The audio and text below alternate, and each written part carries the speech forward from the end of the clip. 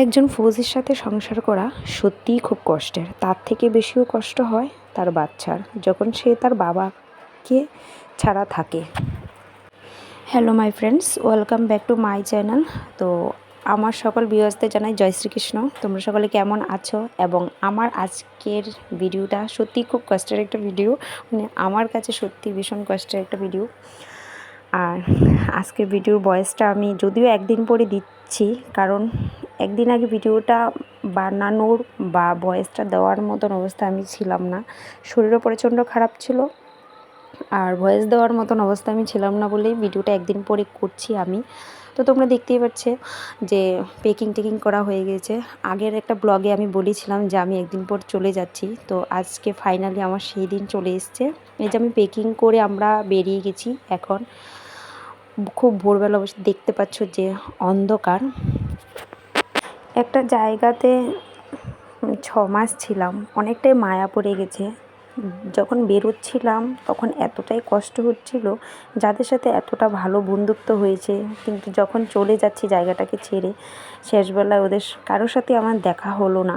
যদি সকালবেলা বেরোতাম তাহলে সবার সাথেই দেখা হতো। গতকাল অনেক রাত পর্যন্ত বা 10টা-11টা পর্যন্ত ওরা আমাকে এটাই বলছিল, যদি একটু দুপুরবেলার দিকে টিকিটটা কাটতাম তাহলে সবার সাথে দেখা হতো। কিন্তু যেহেতু আমরা ভোরবেলা বেরিয়ে গেছি, তাই কারোর সাথে আমার দেখা হয়নি। আমার ওই দিন কেন জানি না এতটা কষ্ট হচ্ছিল, মনে হচ্ছিল থেকে যাই। তো আবার একবার মনে হচ্ছিল কেন আসলাম, মানে মানে কি বলবো আমি বুঝতেই পারছি না। তো তারপরে দেখো কথা বলতে বলতে আমরা চলে এসেছি শিয়ালদা স্টেশনে। তো আর আমার প্রচুর লাগেজ হয়ে গেছে, আর যেহেতু আমি একা যাচ্ছি, বর যাচ্ছে না, এখানে আমরা গাড়ি থেকে নেমে এত ভাড়া টাড়া দিচ্ছিল।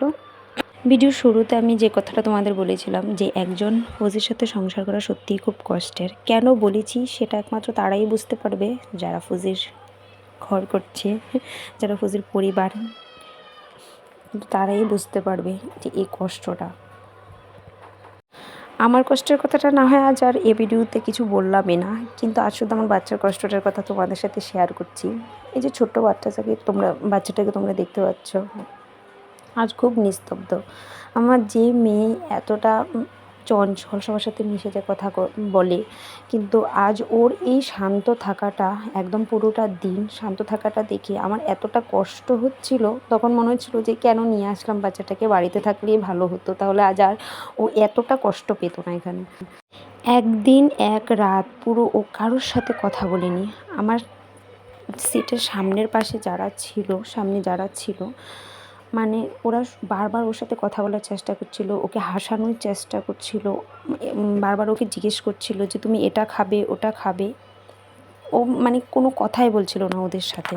ওরা যতবারই ওকে জিজ্ঞেস করছে যে তুমি কিছু খাবে, ও বারবার বলছিল যে পাপা কখন আসবে, পাপা ডিউটি গেছে, পাপা চকলেট নিয়ে আসবে। যখন ট্রেনটা একটা স্টেশনে গিয়ে থেমে যায়, তো বলছে যে পাপা উঠে আসবে। আর যখন আমার পাশে কেউ বসতে আসে সিটে, তখন বারবার বলে না এখানে পাপা বসবে। তারপর যখন সারাদিন কেটে রাত হয়ে যায়, তখন বলছিল মামা পাপা কখন আসবে, ওপরে পাপা আছে, মানে ওপরের সিটগুলিতে পাপা আছে। মানে সত্যি আমার এতটা কষ্ট, মানে যখন বিয়ের পর একা থেকেছি স্বামীকে ছাড়া, ততটাও কষ্ট হয়নি, কিন্তু আজ বাচ্চার জন্য আমার যতটা মানে কষ্ট হয়েছে। তো সেই জন্য বলছি ফৌজির সংসার করা সত্যিই খুব কষ্টের। আজ আর এই ভিডিওতে আর বেশি কিছু বললাম না, শুধু এতটুকুই বললাম। তো কথা বলতে বলতে পৌঁছে গেছি, আগরতলা স্টেশন থেকে বেরিয়ে গেছি।